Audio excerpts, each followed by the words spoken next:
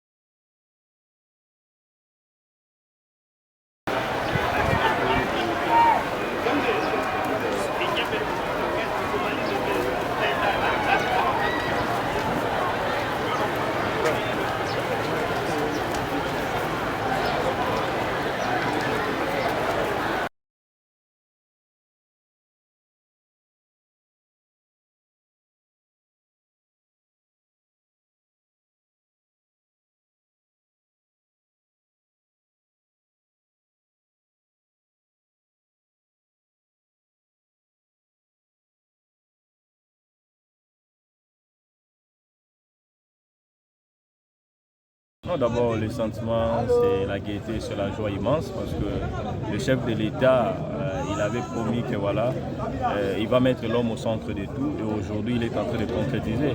Au départ, il y avait d'abord la gratuité de l'enseignement et nous avons vu que ça allégeait notamment le facture sociale dans nos différentes familles respectives. Et aujourd'hui, il y a la gratuité notamment des naissances et des maternités.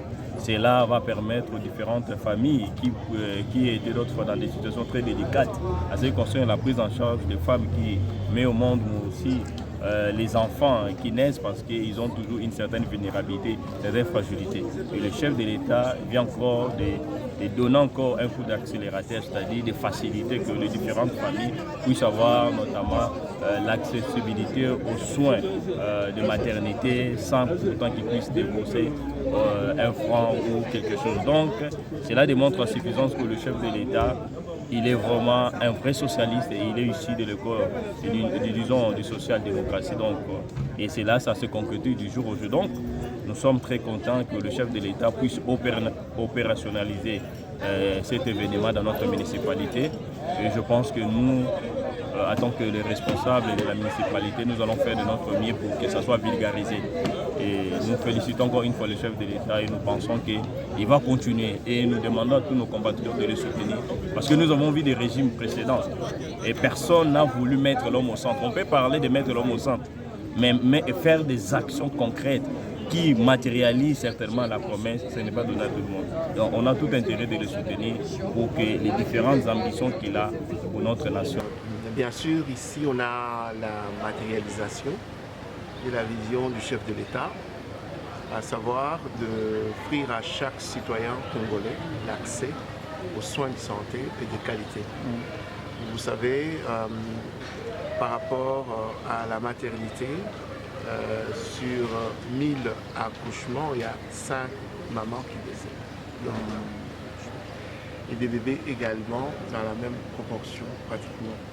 Donc offrir l'accès aux soins de qualité par rapport à la maternité, c'est éviter ces morts inutiles, ces morts qu'on peut